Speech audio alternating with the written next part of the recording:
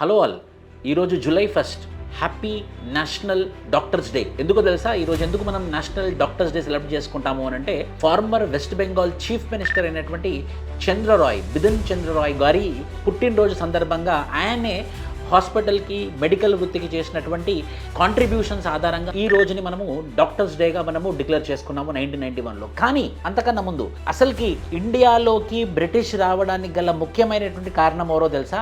ఒక డాక్టర్. 1715వ సంవత్సరంలో ఫరూక్ సియర్, మొఘల్ ఎంపరర్ అయినటువంటి ఫరూక్ సియర్కి చాలా తీవ్రమైనటువంటి అస్వస్థత వస్తుంది.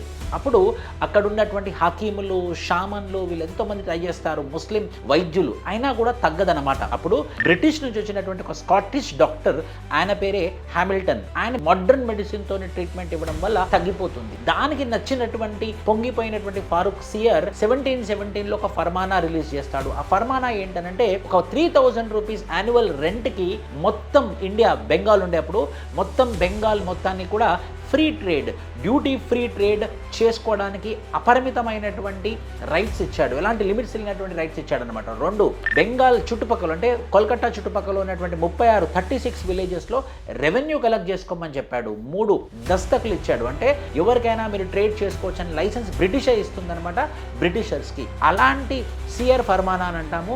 1717లో రిలీజ్ అవ్వడానికి ముఖ్యమైనటువంటి కారణం ఎవరు అంటే ఒక డాక్టర్. మీరు నమ్ముతారా? ఇలాంటి ఎన్నో ఆసక్తికరమైనటువంటి విషయాలు అండ్ ఎగ్జామ్ ఓరియంటెడ్ కూడా మనము ఈ పర్టికులర్ ఛానల్లో మనం చూస్తాము. కానీ గుర్తుంచుకోండి, ఒక్క కాంటెక్స్ట్లో ఒక్క టైంలో చేసినటువంటి ఒక పని అది చరిత్రలో బ్రహ్మాండమైనటువంటి మార్పులు తీసుకొస్తుంది. బ్రిటిష్ ఇండియాలో రావడానికి గల కారణం ఒక doctor. Happy national doctors day.